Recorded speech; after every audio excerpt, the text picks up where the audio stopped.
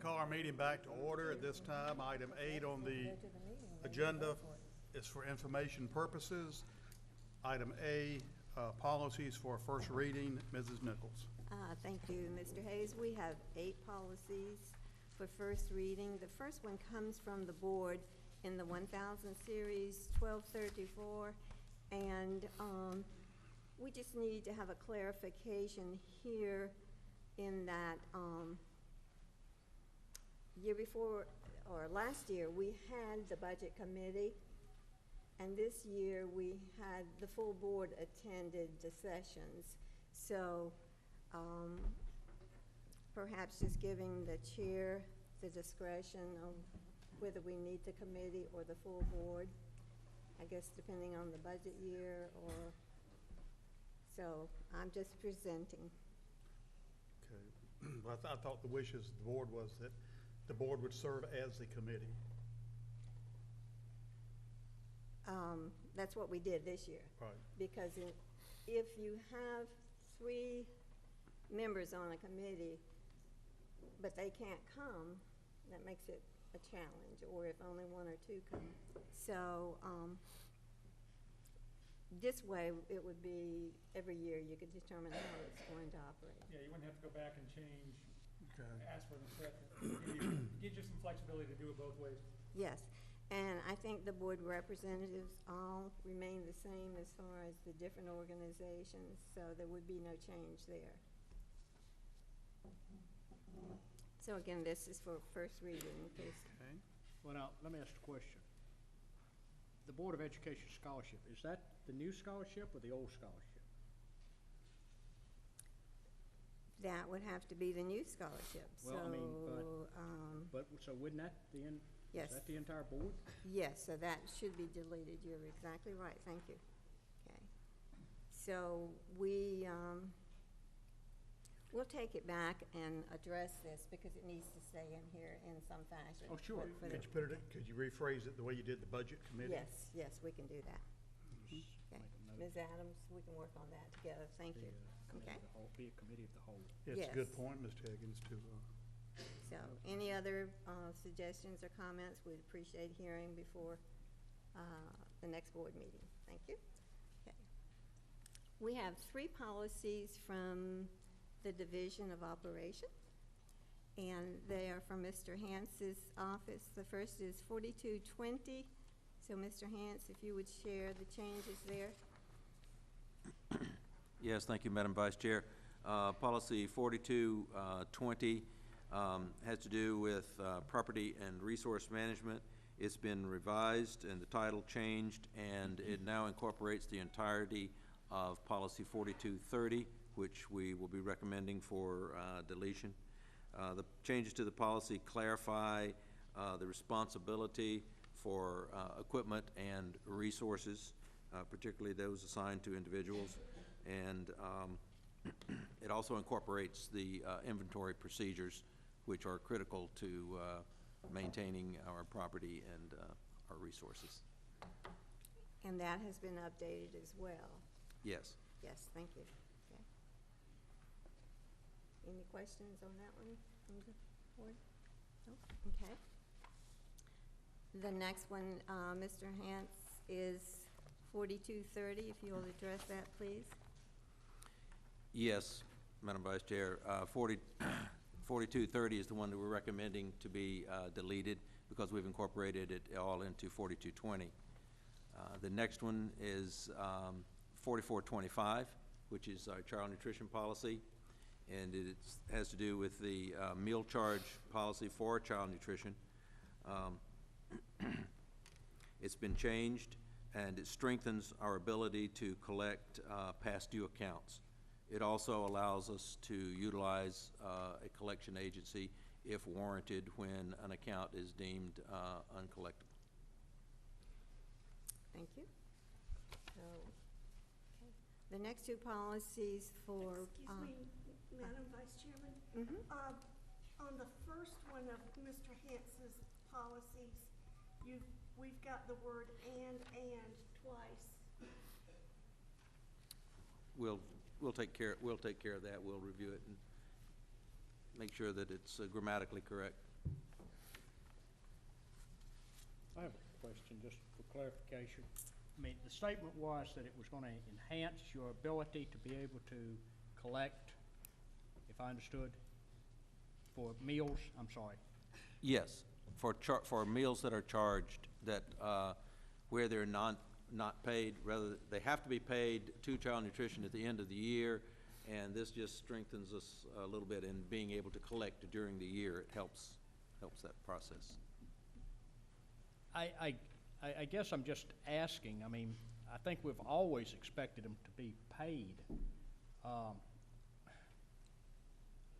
But I know that, or at least I understand, there's very little that we as a school system can do to students who, or parents, if you, I mean, it's the parents, but parents of students who do not pay or else do not take the time to fill out the opportunity for the free or reduced lunch payments, short of suing them or send a collection letter to them or whatever. I'm just inquiring, how is this policy going to reinforce or enhance the ability to collect these debts? Well, it allows us to turn the collection over to a collection agency, which we have not done in the past. Okay. So that will, maybe, if a collection agency calls rather than the school calling all the time, then that's just another step which might give them incentive to pay. All right, just so we can be clear,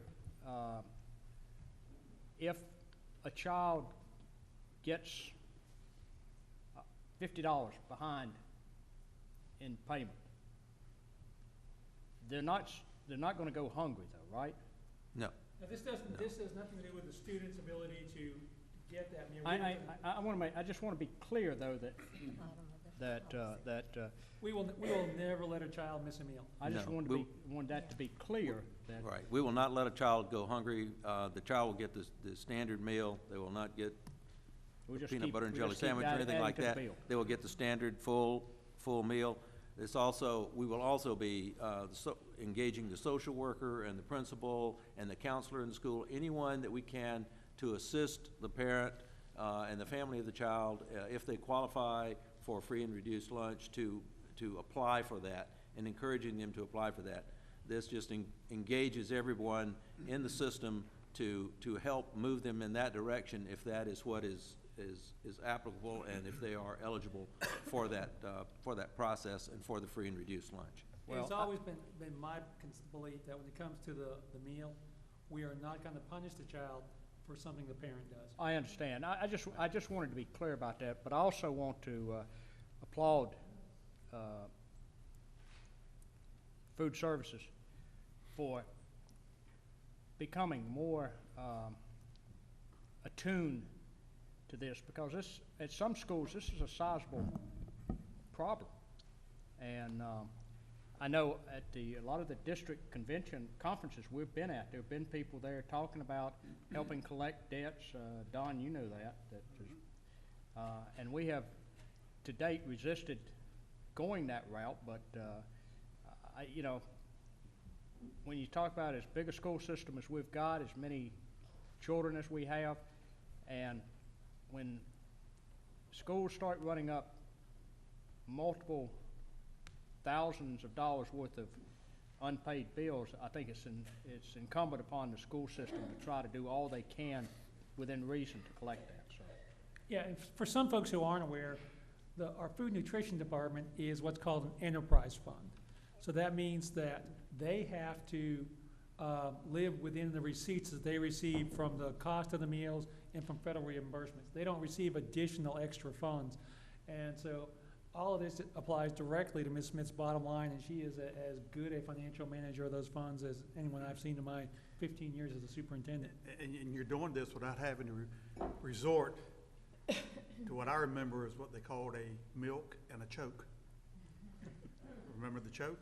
If a child didn't have their lunch money or whatever, they could receive a carton of milk and a peanut butter and jelly sandwich. That's what the kids called it, a milk and a choke. So, Yeah, but the we law are doesn't providing allow the full meal. And that's in the policy that we Right. don't do that anymore. I'm But- just curious, what, you said that in the past, we haven't had the ability to send to a collection agency, or we just haven't done that? We hadn't done it. We hadn't changed the policy to allow us to utilize a collection agency. Okay, so The system has utilized a collection agency in the finance department, but we have not through child nutrition until We now. have used it for return check purposes, but Okay. not for overdue accounts. Okay, And so the change in the language is allowing us to pursue that option? Two or 3 years ago, the language was changed such that made schools more responsible for trying to collect the funds after, the following year. Right. And it just put quite a burden on the schools. And so we worked with the principals to come up with this revised proposal. Okay. We've been trying to find a balance on how to collect these funds. We had concerns about a collection agency, but the numbers on some of these accounts have gotten to the point where this becomes sort of our next option, our next tool in our arsenal. I think it would benefit the board too, Ms. Smith, if you could explain the CEP process now that's going to help so that some children won't be charged when the school did not know that they were involved in that program. So you would come and That- address that. She will. Actually, that's item number C on your Oh, agenda. that's on later on? That's on Okay, the That's one of our action items on. sorry. Yeah. Okay, thank you. I knew we were gonna do some of it, but I didn't realize the Didn't whole want her thing. to do it. You're ready though, right?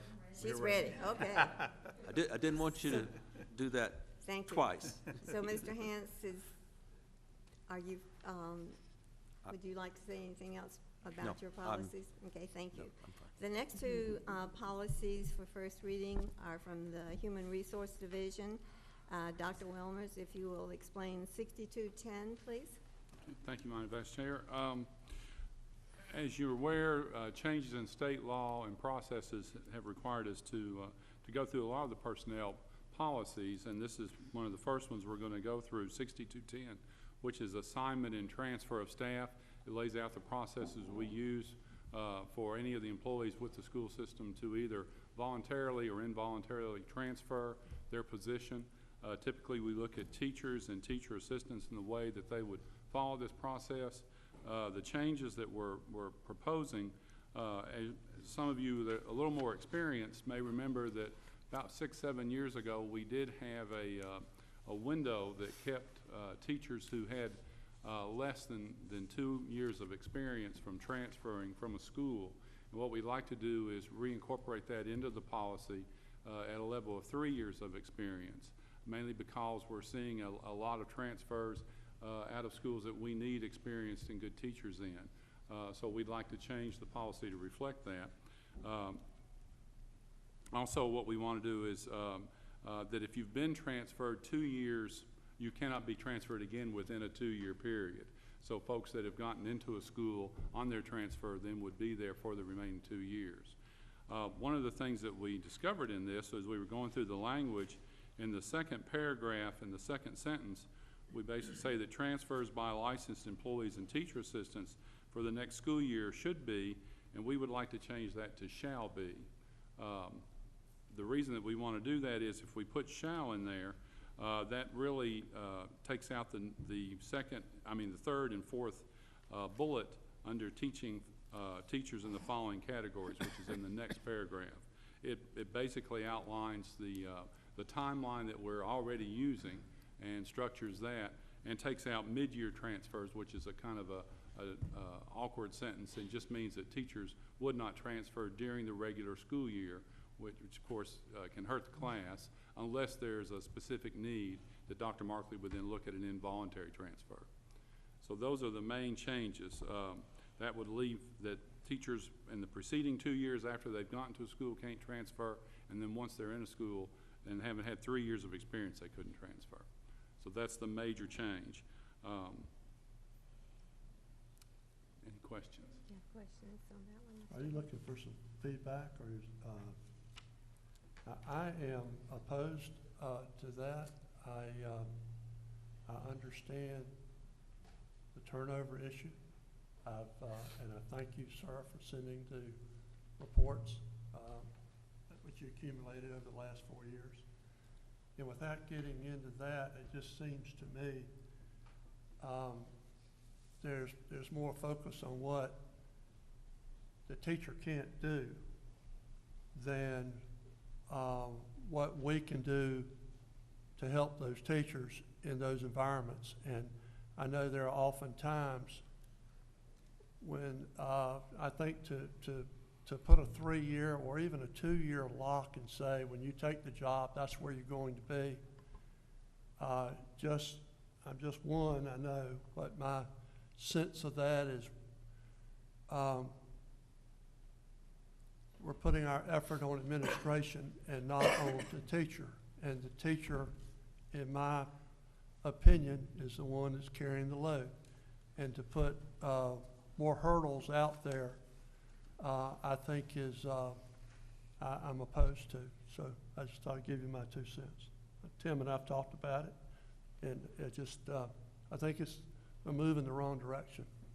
If you want to energize a school and empower a principal to make things positive and make things happen within the school, that's where your focus needs to be, not what you can't do. It's just, anyway, thank you.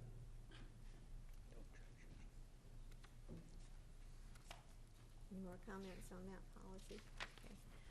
Dr. Wilmers, if you will present 6236, employment of teachers. Thank you. Formerly, this was called probationary teachers, and then, as you know, the state moved away from the tenure track for teachers. Teachers who do not have tenure at this time cannot obtain it. What this policy does, it basically reacts to that change in the law, and in the principal change is in the 3rd and 4th paragraph. In the past, we have had that the superintendent and the principal would recommend a teacher for renewal if they had met criteria with the standards, 3 out of the 6 standards, so to speak, which were instructional that we focused on. The state has now removed standard 6 also as they change the law. So what we would like to do is say that the principal and superintendent shall only recommend teachers for renewal of a 1-year contract, which at this time is the most that a teacher can get, if they have a continuing license, which means they've obtained a continuing license with the state, and or at least have a 2nd year of teaching with us, so they've been given 2 years to improve, and they have received a rating of at least accomplished on 2 of the 5 teacher standards. We're reducing it from 3 because of the reduction on standard 6. But that way we keep a higher standard. It's in all 5 of the areas, and we're still looking at getting teachers help to improve to meet this standard. We also, the 4th paragraph concerns that the superintendent at the end of the 2-year period, or at a teacher who, say, has been moved to another school and in a new teaching position and is not well versed in that position, if they are working towards meeting the goal of this policy, then the superintendent could continue them on a 1-year contract to give them a chance to reach that goal. And that would be maybe for experienced teachers that we've hired from outside the county who are on 1-year contracts and are making a change into a different position. So we give them a chance to get there. So if someone is moved, but then also you say for an initially licensed teacher, the first, so either. Right. We've had a history, you as a board, of supporting higher standards, not only for teachers in this, but for example, our athletic eligibility is higher than the state requirements. And we've got recent state title winners and state finals winners in athletics. And we've got some teachers, we've had teachers of the year, regional teacher of the year, 2 of the last 3 years. So I think that push for higher standards truly is beneficial to the district as a whole. Any more questions on that one? And the last category comes from student support services. And the first policy is 8520, the dress code. Dr. Holliday. Thank you, Madam Vice Chair. Happy to talk about this. A couple of changes to the original request that cleaned up this policy a little bit. The first, as you can see, is we have moved where the ID, this is not a change, but we've moved where it is in the policy because it just reads better there. We've also tried to make all of the statements positive statements and not beginning with no or not.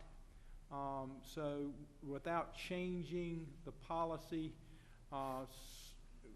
so much in those bullets, just making it a little clearer as to what we mean by that. Also, we have defined a little tighter what our principals have asked us to do about excessively tight-fitting clothing, and we've cleaned that language up a little bit, and as you know, we've eliminated some of the words that were being used. And it does not ban these items per se, but if the student is wearing this, it has to be covered with the top garment needs to cover at least to mid-thigh if they are wearing this. So that cleans up that language a little bit. The other thing that came out of policy that I thought was very apropos was that elementary schools, it's a bit different. And the elementary school children wear a little different clothing and wear it a little differently, if I can say it that way. And the elementary school principals ask for the ability to be to make some decisions that are a little different in determining what attire is appropriate.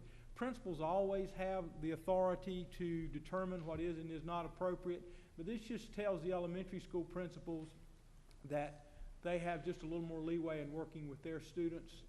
Some of the parents that we heard from indicated that there's difficulty in buying clothing for children that young that may hit mid-thigh.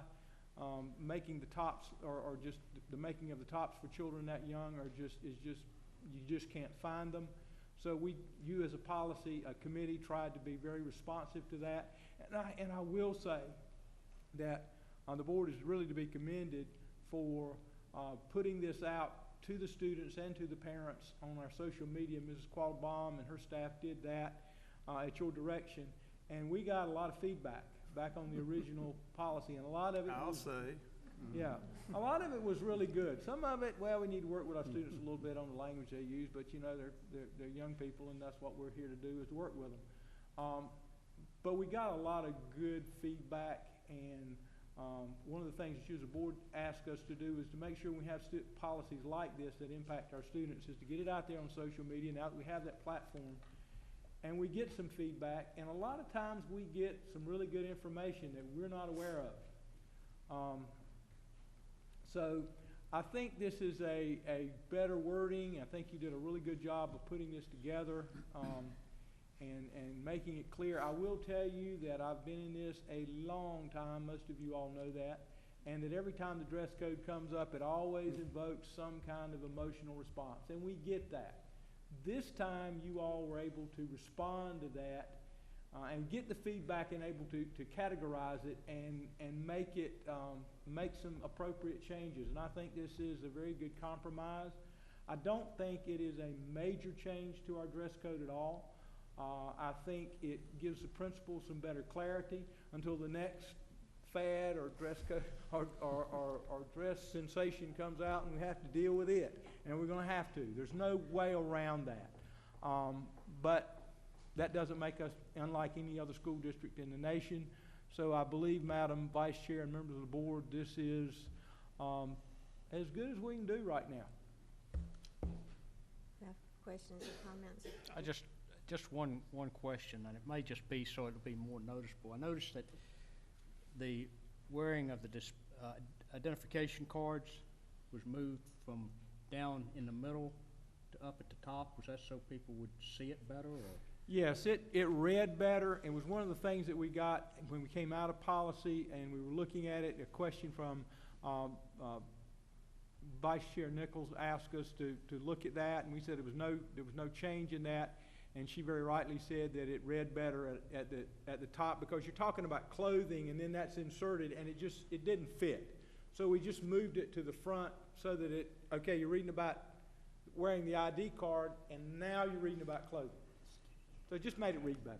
Well, I can only hope that, you know, there'll be some continuity at least the 4 traditional high schools. I think the two early colleges may be okay, but that at all the high schools, there will be continuity, because in visiting, sometimes you see them, sometimes you don't. Sometimes you ask, if somebody asks about it, they've got it stuck in their pocket, maybe, but, you know, that's, for Yes. safety reasons, it's important that, I think that, they do be displayed, and, you know, it's not just at public school. I mean, if you go to the hospital, if you're an employee of the hospital, they expect you to be wearing a badge. I mean, you go many places, they do expect you to be wearing a badge.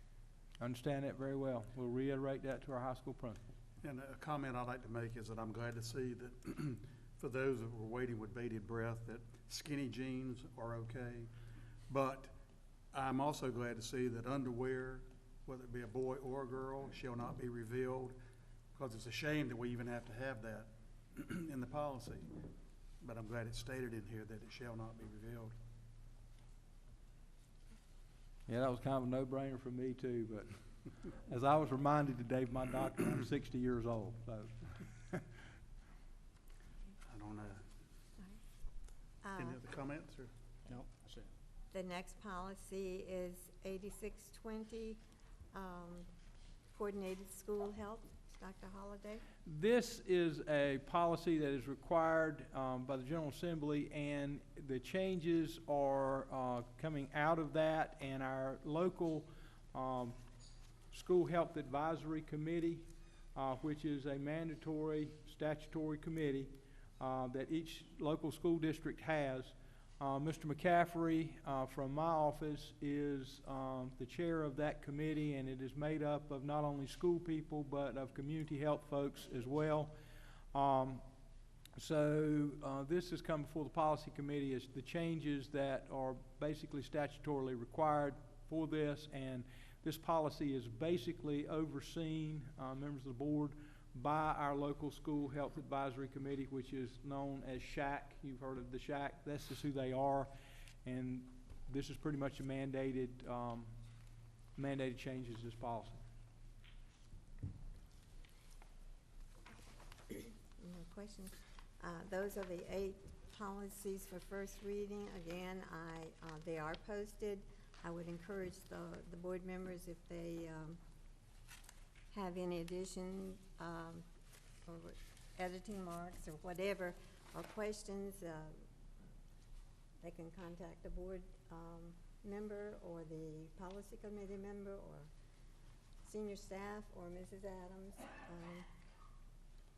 and we will work through it. So I want to thank Mr. Shell and Mrs.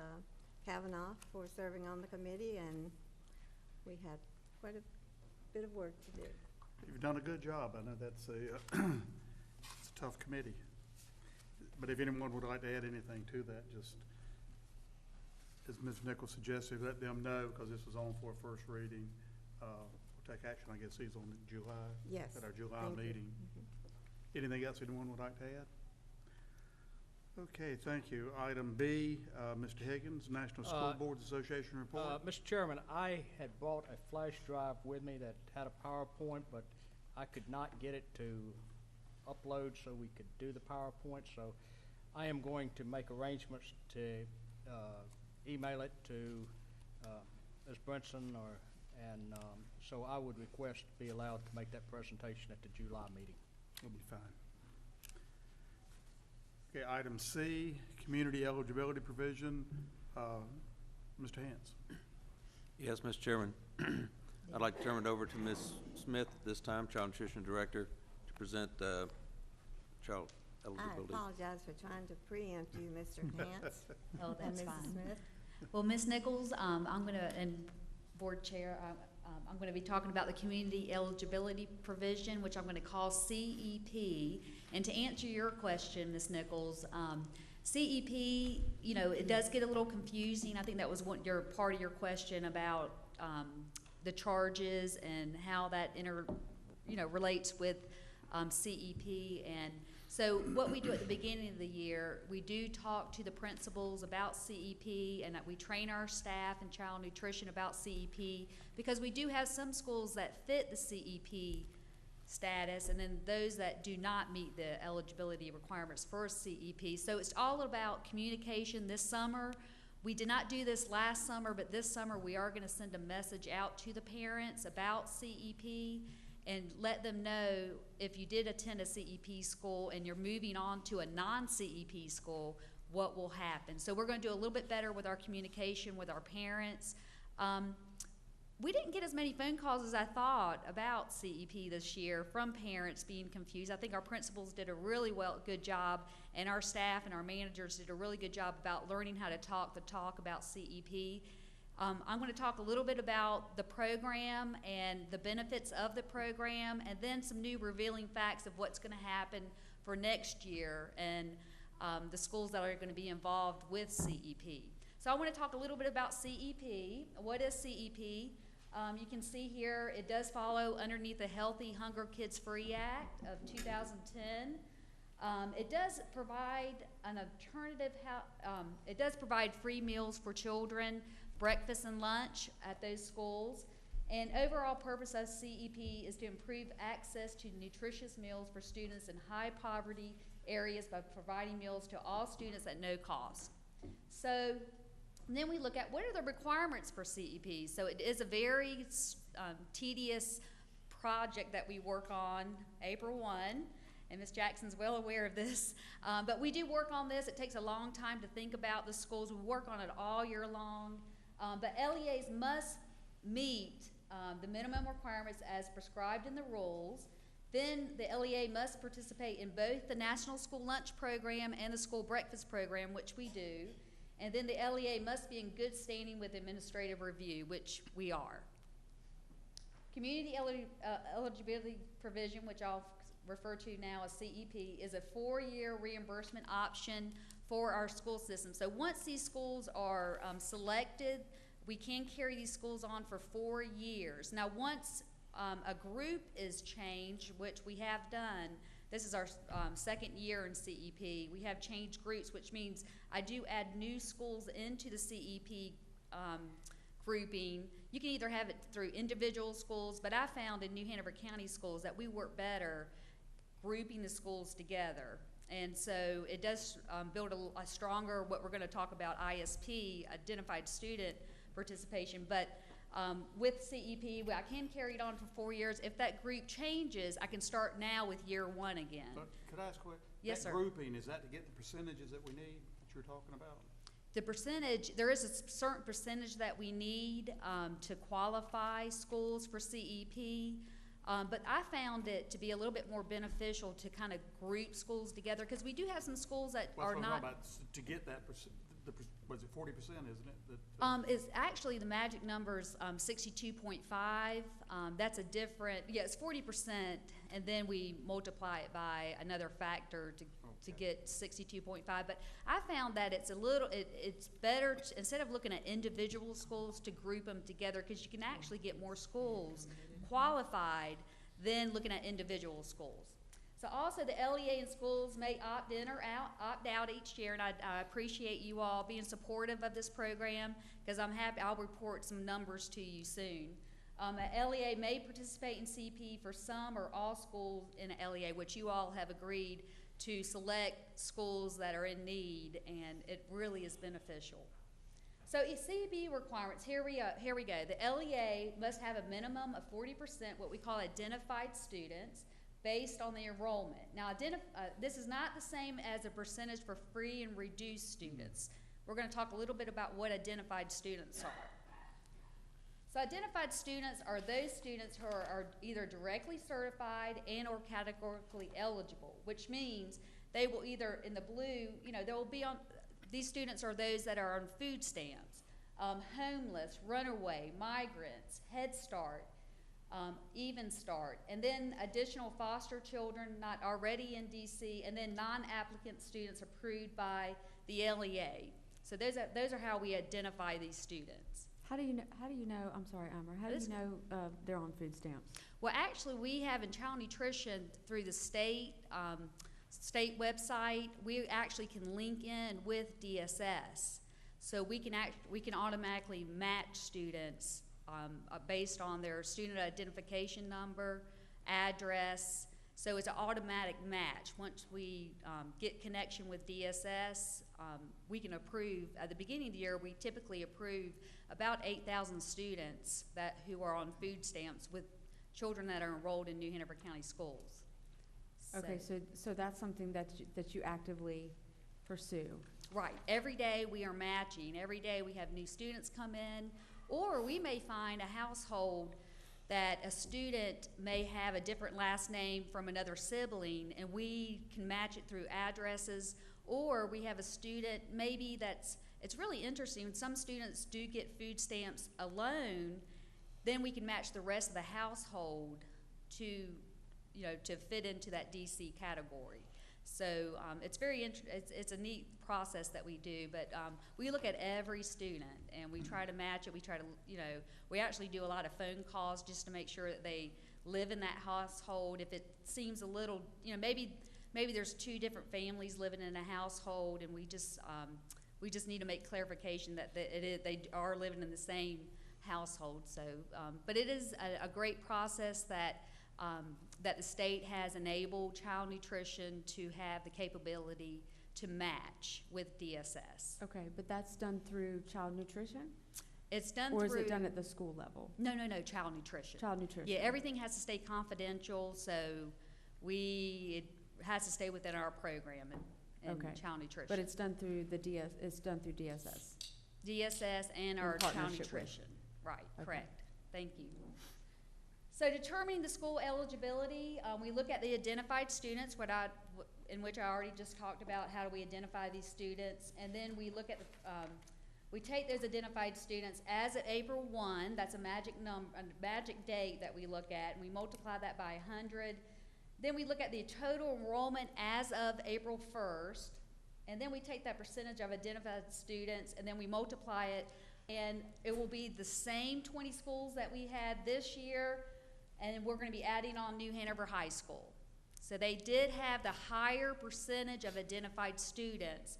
We did have some other schools that were really close, but they had the higher percentage, so we were able to include them into this group. So CEP, the Child Nutrition Department, we agree to maintain the total count of breakfast and lunch served to students, and then we agree that we will not hand out any. That's one of the policies, federal policies, that we're not allowed to hand out any free or reduced applications to the students in those households. So what are the advantages? The advantages are that all students receive meals at no cost. We kind of eliminate the overt identification of students. So that means everyone is just able to get the meals at no cost. We improve the nutrition to students at risk. We reduce a lot of paperwork in our office, so that really helps us really pay attention to students. It enables us to spend a little bit more time with each family and talking to them and finding out what's happening in their household and how can we help them. So that's really helped. And then we also, this year, we saw an increase in breakfast by 3%. We increased to 11,000 meals for breakfast, and for lunch, we increased 12%, 97,000 meals. So thank you so much for helping us out with that. Thank you again for your support, and I would like to see if there's any questions. I have one. I have Yes, one. sir. So just trying to make sure I understand the big picture. Okay. You've got, this year, you had 20 schools that when you put all the data in and ran the numbers, met that 62.5, and so you were able, see if this is right, you were able to offer free and reduced lunch to those entire schools. Because It of- would be free meals, no Free meals, reduced meals, okay. free meals Nothing to reduced, all the free students. meals. And so then when you, because you do it in a group rather than by school, you were able to add New Hanover High School in and still meet that 62.5? Correct. And we did do the grouping this year too. We grouped the 20 schools together, and then this year it was a better idea for me to group the schools again to include New Hanover High School. So we worked all year long at looking at each child at New Hanover High School and really all our schools, And New Hanover High School, we just seemed to reach a lot more children, so we were able to make that magic number. So how many students are we talking about in those 21 schools? Do you In the have? 21 schools, we are looking, well, yes, I have the 21 schools. I don't know if I have that, I'm sorry. That's I okay. apologize, but I will get that to you. I have that spreadsheet.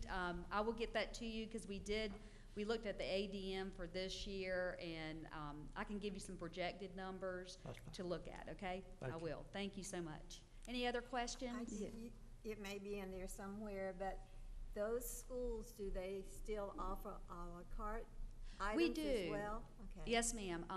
We actually, we do get federal reimbursement back for the meals, but some children, they do not have, we can't force a meal onto them, so they would prefer to have items that they would like to purchase, aside of what we serve on the meals for the children. So we do offer a la carte items.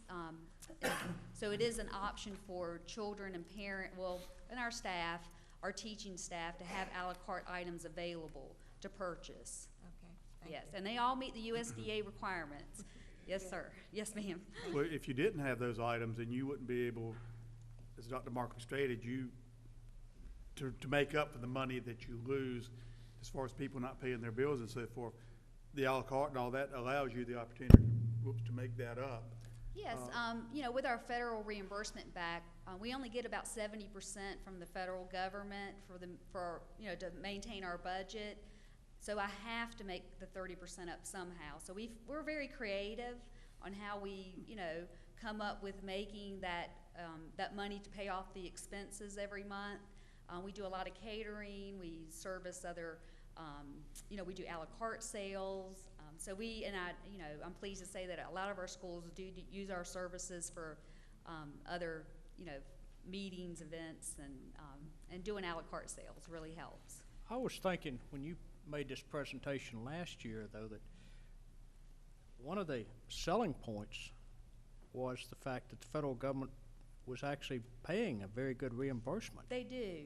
Mm-hmm. How much do they reimburse us regularly? If they only pay 70% reimbursement on this, at the other 22, 23 schools, what percentage are they reimbursing us on for free and reduced lunches?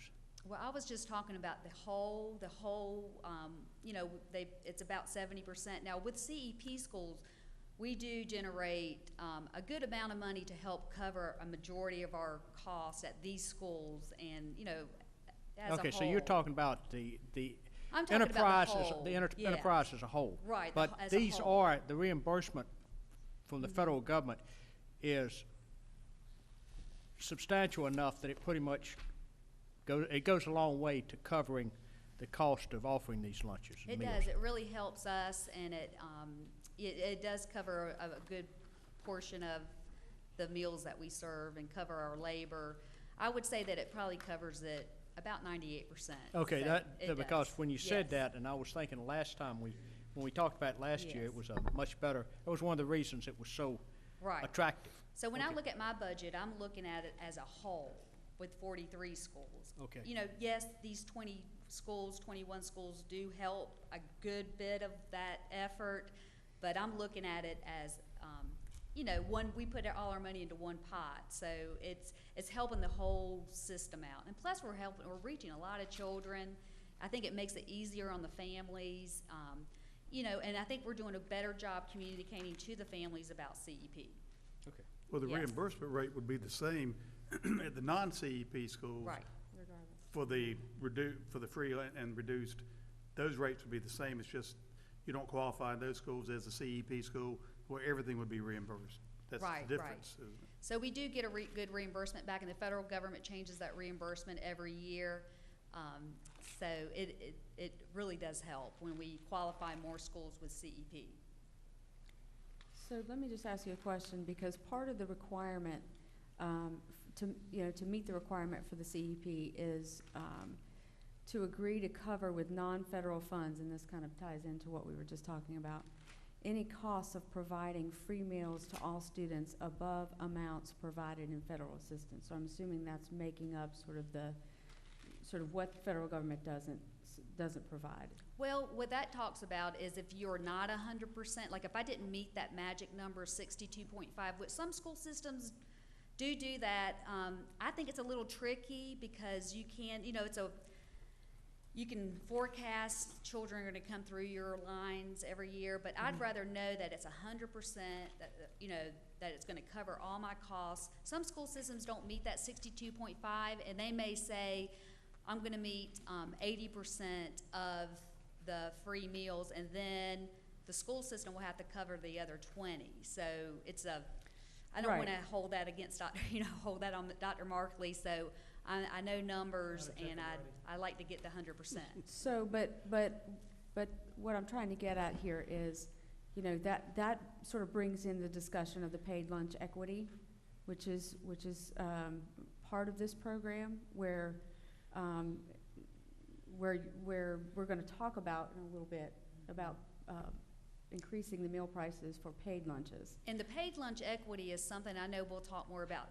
Mr. Hance will talk more about this, but paid lunch equity is a federal requirement that we look at what we're, the number of meals that we're serving this year, and then there's a formula to that whole procedure. And the federal government tells me what my meal cost has to be for the following year. So it's kind of out of my hands in a way, and then they tell me how much do I need to increase to meet the federal regulation of what a typical meal would cost. Okay, but it's a little confusing because I'm trying to read through it and understand it, because the way it sounds is that the funds are going into an account, and it's the way it's presented. So I need a little clarification on exactly what the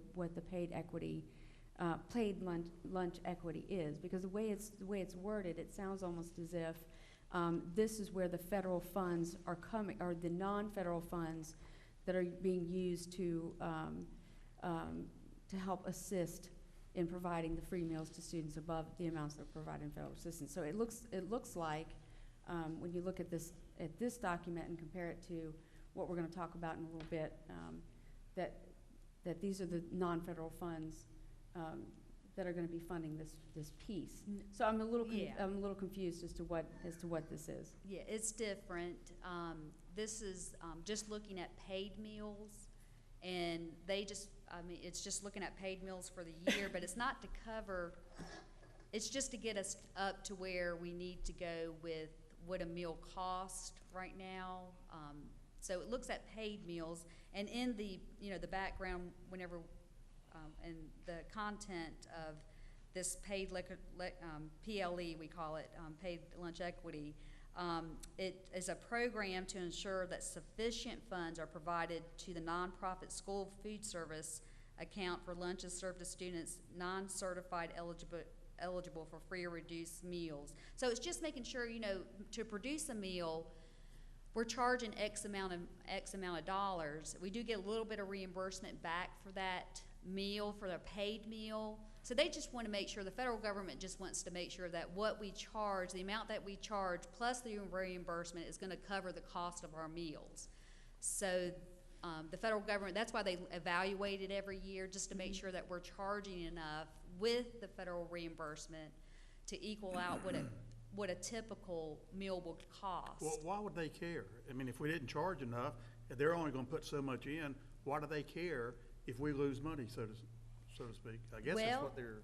Yeah, it's just, the whole calculation is a little confusing. I mean, it's not to help offset the other, from the CEP. Right. I mean, so I guess my question would be, why do they care? Well, they just want to make sure that we're They're covering worried the about us. the increase in cost of food, inflation.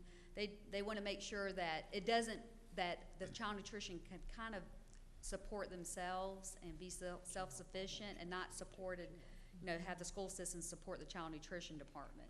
I kind of feel like they're saying, we don't have sense enough to charge enough to cover the expense, so therefore they want to make sure that we charge enough to cover the expense to create that meal. I mean, I'm missing something. Yeah, it's all convoluted. If you read through it, it's typical government bureaucracy, really. Mary Hazel? It's confusing. Sir. See if this makes sense. The enterprise fund in the current budget is a little over $12 million. And out of that, 71% comes from the federal government. And then you have a percentage that comes from food sales, which I'm assuming that's those people that do pay some portion. And so the federal government's just making sure the ratios are in place? Is that what they're, does that make sense? I think they just want to make sure that you're going to break even, really, Right. bottom line, and But we not don't, do fall we put short. any general fund money in the enterprise? We do not. One of the things that we choose not to charge indirect cost, which is it's a local board decision. Some counties do that. But other than that, the only thing that we do is we have to pick up the cost of any write-offs that we talked about with the last policy. You know, if there are insufficient, if parents don't pay, Child Nutrition Fund cannot pick it up, we have to bear that in the general fund. And there may occasionally be a capital item request that we make as part of our capital budget, but those are exceptions rather than the rule. And many times, those come out of Child Nutrition if funds are available. Yeah, so it's an interesting business. I love it. Thank you. Any other questions? Just thank you for what you do. Oh, I really love it. Thank you. Thank you. Thank you.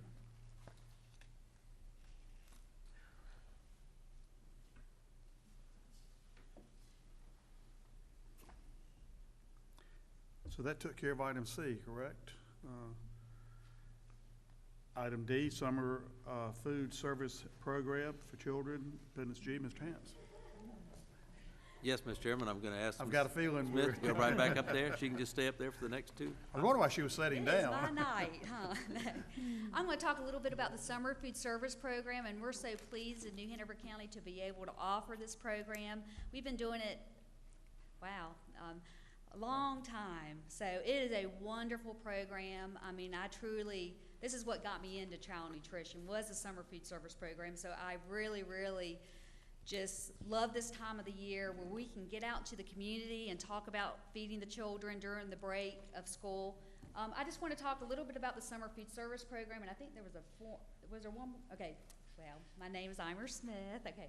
And then this talk, I'm proud to say, in New Hanover County, this was presented at one of our meetings, that in New Hanover County, we're the little green area right there, we're meeting about 21 to 25% of our children. So I was very proud that we are doing a fabulous job, not only just New Hanover County Schools, but we do have a few other sponsors. We have probably we're the largest sponsor in New Hanover County with summer food service. So we are reaching, I know that there are more children out there, but we're reaching a good majority compared to the other parts of the state with the summer food service program. So thank you for allowing me to do this.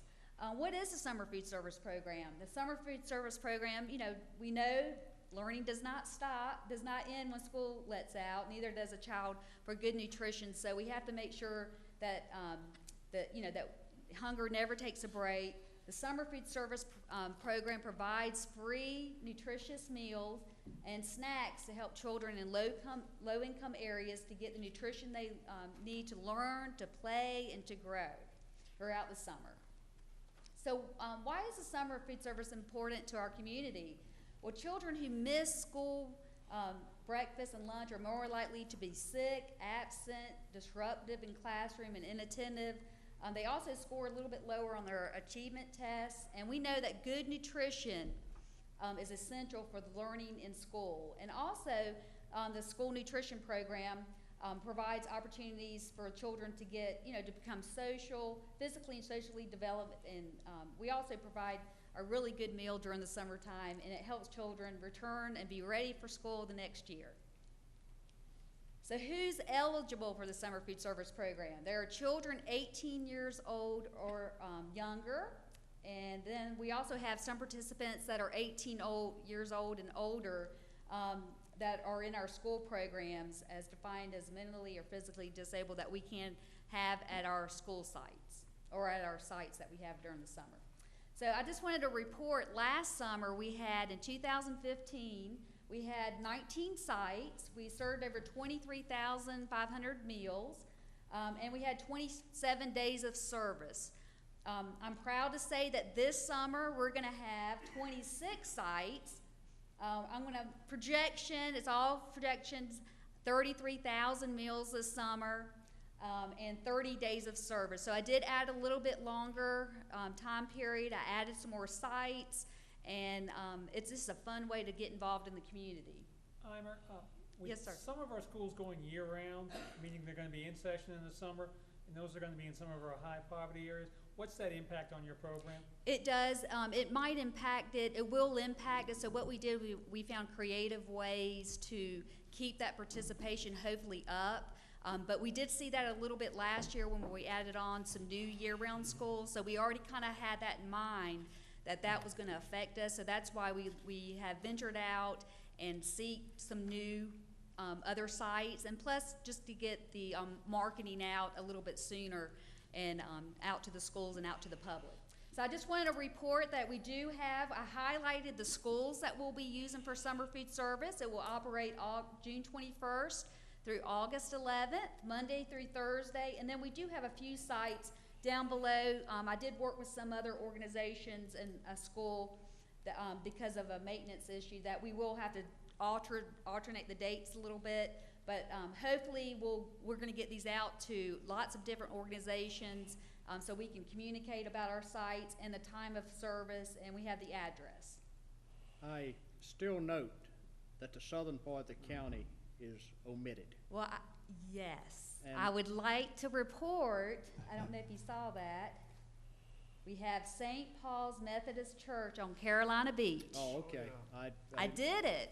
I remember what you said last year, for how many years though? So Well, I saw St. I Paul. found it. Yeah, I found it. wonderful, wonderful. Yes, I sir. think it's So- important because And that's a great partner to have. I go out in the community all the time. I'm talking to people. I love to talk, but I'm making, I'm trying to build partnerships. So I was able to build this partnership at Carolina Beach, and so they are thrilled to have our program and their site. Well, plus you have to have a certain percentage of the free and reduced lunch numbers in that school, correct? Well, I was able to find out that there was a geographical percentage that I know. was able to meet. So I Yeah. did find that number, and it met this year. Because I know we had So- talked about that in the past, of combining the Yes. zones you're talking about. And I did look at that I try to look at that every year, but I just could not find that I couldn't find a site, or I couldn't find the area, but this year it met. So I was able to get onto Carolina Beach this summer.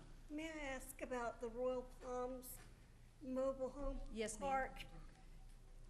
Is it actually at that site? Yes, ma'am, we do. We go actually on that site, and we have a 30-minute stop. The kids will meet us out by the pool, and we have tables set up, and they usually bring their towels with them to sit down on the grounds, and they eat their meal right there. Is there ever transportation provided for students, or are they left to their own devices to show up? A lot of times these children, we try to make it to where they can walk to the site. I would say majority of the kids do just walk to our sites, and every now and then we do have some families come with transportation and to come to our sites, but majority of it's on foot, and the children just know when they see our trucks pull up, and they know the time, they'll come running to where we are. So it's rather like a picnic instead of a sit-down meal? Right. This site is kind of unique because they have a pool, and they don't really have a clubhouse, but I was able to make it a site, and we kind of have like a picnic feel. And if it is inclement weather, the federal government does allow me to give the meal, and then they can go home. If it's, high, like a hot humidity day. Are they hot meals, or are they like bag lunches? A majority of our sites are hot meals, but because of Royal Palms, we had to make that like a cold bag lunch combination, just because it would be something easy. They're outside, and we don't want to make it any worse. You know how hot it gets in Wilmington. So we made a cool, crisp kind of meal that they would enjoy. So you actually have as young as kindergarten, or do you go even younger than that? we go a lot younger. We have a lot of kids that will come to us with other siblings. They can be under 18, so we have 1-year-olds to little ones that come with other children, with other siblings. So older siblings take them? They do, yes, they do. And are you ever approached by adults wanting the service? Every now and then, if there's a like if they are coming with their children, we do have the opportunity to have a meal that an adult can purchase. We have a set price for that, so I do allow, if there is a parent that comes with their children, I set a price, a meal price, and then they pay for that at that point. And this is not every day? It's Monday through Thursday, just Okay. not Friday. And Maybe next year I'll get to Friday. I just wasn't able. 30 days Yes. of service? It's a great program. And if we go down just a little bit, let's see. So those are the sites, and I'll have those on my website, make sure they're posted. And then I did invite you all to come, and I had Mr. Shell come with me last summer. We had a wonderful time visiting different sites. So he came to Martin Luther King Center, and he was able to meet some of the children at the MLK Center, and they wanted their picture taken. They always love their picture taken. And I would so thank you, Mr. Shell, for coming. If anybody would like to join me this summer, I can tell you all about the program. We can go to different sites, and I would love to have, if you would like to join me, that would be great. But I do have a special guest with me today. I know that you get tired of hearing from me, so I have Miss Jones, who is a kindergarten teacher at Mary C. Williams School, come and join me today. And last summer she said, "We love your program," and she was so thrilled. She's been doing it for years and years, and I said, "Would you mind, I'd love for the board members to hear from another party of what our program does for the children in New Hanover County." So I would like to introduce Miss Jones, and she works at Mary C. Williams School as a kindergarten teacher, and she works with the Title I program over the summer, so she's going to say a few words about our program. I work at Mary C. Williams. My name is Pam Jones. I have been a kindergarten teacher for a couple of years now. But I wanted to say that I am so excited about being here tonight to talk to all of you about this. Ms. Jackson, who I think is just a champion of children, offers our Rising K program. And I have had the opportunity to work in that Rising K program. And our children get the benefit of this great meal. And it takes a community. When you're working with children like we have at our school, it takes a community, and our children love these meals. Our parents do come in every once in a while, but they sit with their children, they're talking with their children as the children eat. And there are so many children in our community who need this type of meal during the summer because our children are hungry. We see it every day. So for them to be given this opportunity to have a good breakfast and a good lunch, a good hot lunch, is just, to me, I can't say more to it. And then to be greeted by these great cafeteria ladies who just, the children are just, I would like this, and they're, putting their food on. They're so happy to be there to begin with. Our children will tell you they do not like holidays. They want to be at school. And for them to be there and to be eating this nutritious meal is very important to our population at Mary C. Williams. And I know it is at other schools such as this. So thank you guys. You don't know, from the bottom of my heart. And I hope, Mr. Shell, you got to come out and visit us this summer at Mary C. Williams. We're going to have around 60 of our children, Rising K children there. It's a wonderful program that Ms. Jackson has done for us. You know, I've been around enough too, Mr. Holliday, Dr. Holliday, I'm sorry, that I've seen the pendulum go this way and that way. But this program is definitely a program we want to keep, especially with the meals that are also being served. So thank you so much. And from the bottom of my heart, it just does us good to see our children as successful as they're becoming this year. And I'd love to talk about that program too, but I'm talking about this one. So, but thank you so much again. Thank you. And thank you, board members. Do you have any questions or any comments that you would like to share? Did you feed him when he came last summer? Was that the attraction, Mr. I think we stayed so busy. I was trying to get him out to all the sites, and sometimes I do forget. We kind of hop I guess- skipped. did We we saw eat? several sites, so we really didn't have a chance for that. But Yeah, we did. We visited several sites, Good. so I wanted to make sure he saw the whole picture of what we do. Yeah, well, thank you. Any other questions? Questions? No comments? Okay, come call me. I'll be more than happy to have you during the summertime, okay? Thank you very so much. much. Thank you. Item E, Gifted Advisory Council's Report, Appendix H, Dr. Smith. Yes, in compliance with the Gifted Advisory Council's bylaws, they bring to the board an annual report every year for your consideration of their recommendations. This year, in your attachment, you will see those recommendations.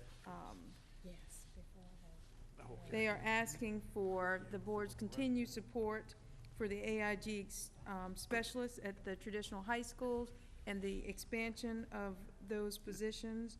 They're also asking for continued program evaluation through the scheduling of additional school visits to include student focus groups, and then also increase support for students to meet their individual needs, such as accelerated pathways that might include credit by demonstrated mastery, dual enrollment, in NCVPS. And so the Gifted Advisory Council just asked for your consideration of these recommendations as you move forward with programming for our academically gifted services for our students. Thank you. Comments, questions? Okay, before we move on to the next item, which would be the superintendent's report on the J.C. Rowe, it's been requested we take a 5-minute break, so we'll do so at this time.